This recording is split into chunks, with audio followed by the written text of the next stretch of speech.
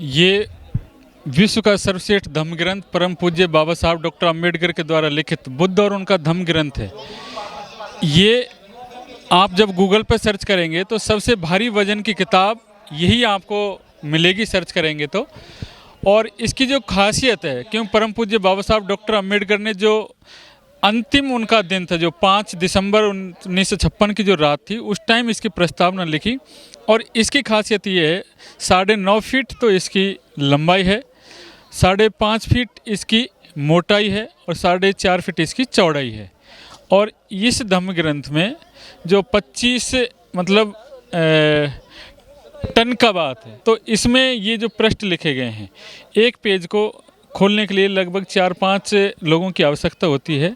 और जब इस धम्म ग्रंथ को लिखवाया गया था तो दिल्ली में करोल बाग में हमारी जो टीम गई थी श्रद्धेय भंते जी के नेतृत्व में, तो बहुत ही एक चुनौती आई थी इस धम्म ग्रंथ को लिखवाने में कि, और परम पूज्य श्रद्धेय जो अपने भंते डॉक्टर कर्णशील राहुल जी हैं, उनका एक उद्देश्य था कि जब भी ये कोई विरासत बनेगी नहीं, जब भी ये पृथ्वी है इसकी सभ्यता नष्ट होगी, तो ये स्टेनलेस स्टील पर बनवाई गई, जिससे कि ये जब भी पृथ्वी में नीचे उथल पुथल होकर दब जाए और फिर पुरातत्व विभाग सर्वेक्षण करे, तो ये एक हमारी सभ्यता डेवलप होगी कि परम पूज्य बाबा साहब डॉक्टर अम्बेडकर ने विश्व का सर्वश्रेष्ठ धम्म ग्रंथ लिखा और उसका नाम था बुद्ध और उनका धम्म। इसमें कितना वजन है, कितने पेज है, थोड़ा ये बताइए। इसमें वजन है 2 टन है एक्चुअली जो वजन है, क्योंकि इस धम्म ग्रंथ को बनवाने के लिए और भी प्रयास किया गया था कि पूरा धम्म ग्रंथ ही इस पे बनवाया जाए, लेकिन क्योंकि वजन का इतना लोड है इसलिए कोई व्हीकल नहीं मिला इसको रखने के लिए। तो भंते जी ने क्या है, इसके लिए स्पेशल डिज़ाइन करवाया, कंपनी में बात की, एक ट्रक भी हमारे जो उपासक उपासिकाएं उन्होंने दान दिया था इस धम्म ग्रंथ के लिए। और आज आप यहाँ देख रहे हैं ये विशाल का जो सर्वश्रेष्ठ धम्म ग्रंथ है। तो पूरे देश में घुमाया जाता होगा ये धम्म ग्रंथ? तो ये जो धम्म ग्रंथ है ये पूरे देश में जहाँ जहाँ भी धम्म कार्य आयोजित होते हैं भंते श्रद्धेय कर्णशील राहुल जी के नेतृत्व में, जहाँ जहाँ देशनाएँ होती हैं, चाहे वो गुजरात में हो चाहे वो आगरा में हो, क्योंकि इस धम्म ग्रंथ का 2015 में आगरा के अंदर इनॉग्रेशन हुआ था पहली बार जब बनवाई थी।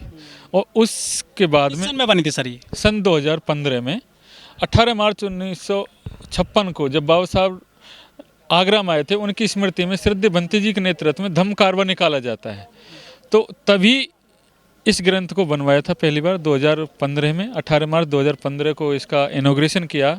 और लोगों ने सभी ने सामूहिक रूप से इसका इनॉग्रेशन किया था, तो अपने दोनों हाथों से पुष्प वर्षा करके। वो ये बहुत ही आकर्षण का केंद्र है लोगों के लिए। स्टील पर बनी हुई है ये स्टेनलेस स्टील है, जो उस 100% स्टेनलेस स्टील पर बनी गई है।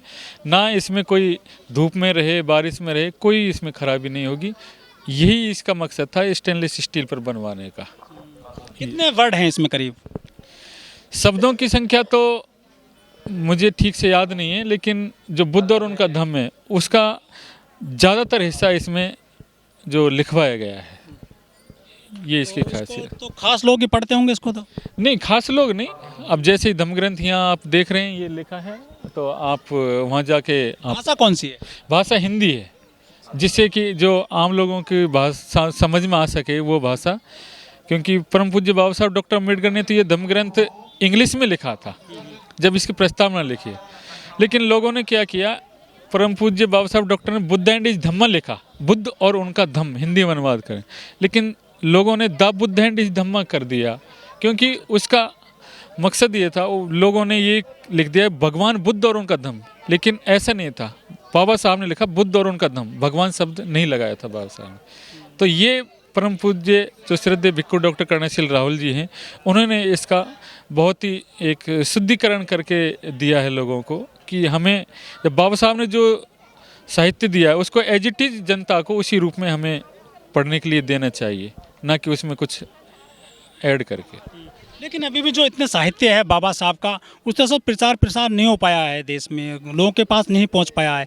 लोग तो आज भी रामचरितमानस पढ़ रहे हैं या गीता पढ़ते हैं, रामायण पढ़ते हैं घरों में।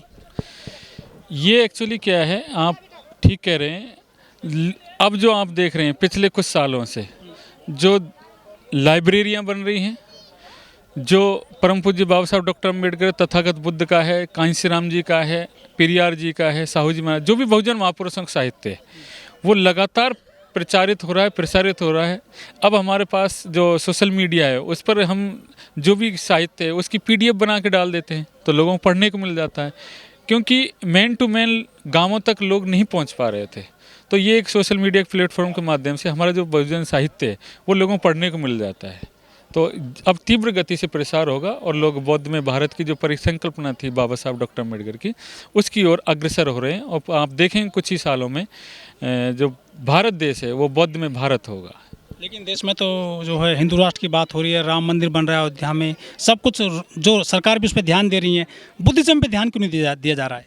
बुद्धिज़्म पे ध्यान इसलिए नहीं देते कि हमारा जो अभी ताकत है जो एक साथ अभी नहीं बन पाई है, और हम इस चीज़ का प्रयास कर रहे हैं कि हम सामूहिक रूप से एक ताकत बन के सरकार के समक्ष पेश हों।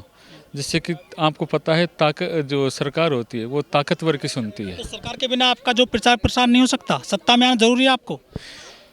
सत्ता एक माध्यम है, और सत्ता एक माध्यम है प्रचार प्रसार का।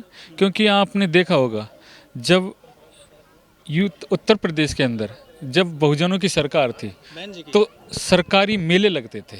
आज सरकारी मेले बहुजन महापुरुषों को नहीं लगते। ये सत्ता का अंतर होता है।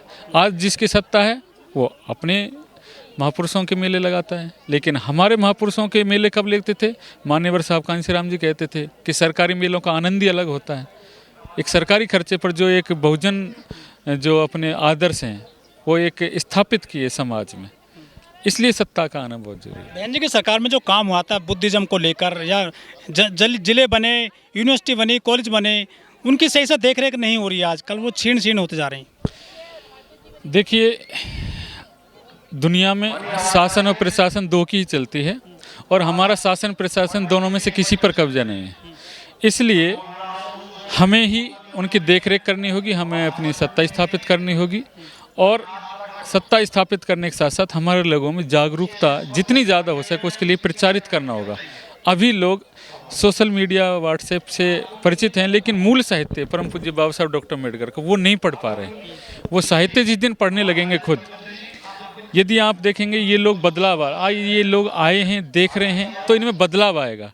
सोशल मीडिया के ज्ञान से बदलाव नहीं आएगा, जोश तो आ सकता है, लेकिन जो मूल बदलाव आएगा, आचरण में बदलाव आएगा, उनके संस्कारों में बदलाव आएगा, उनके बच्चों में जो बदलाव आएगा वो घर में त्रिशरण पंचशील से, बौद्ध संस्कार अपनाने से, साहित्य पढ़ने से, बच्चों को शुरू से ही वंदना, ध्यान साधना सिखाई जाए, तो आप देखेंगे कि नई पीढ़ी एक परम पूज्य बाबा साहब डॉक्टर अम्बेडकर के रास्ते पर चलने लगेगी। लेकिन जो महिलाएं हैं या बच्चे हैं या उनके जो घर वाले हैं वो तो अभी भी मंदिरों में जा रहे हैं, वैष्णो देवी चले जाते हैं और जागरण करवाते हैं, नवरात्रे रखते हैं महिलाएं खास तौर पर। ये केवल एक अज्ञानता है, केवल और केवल अज्ञानता है।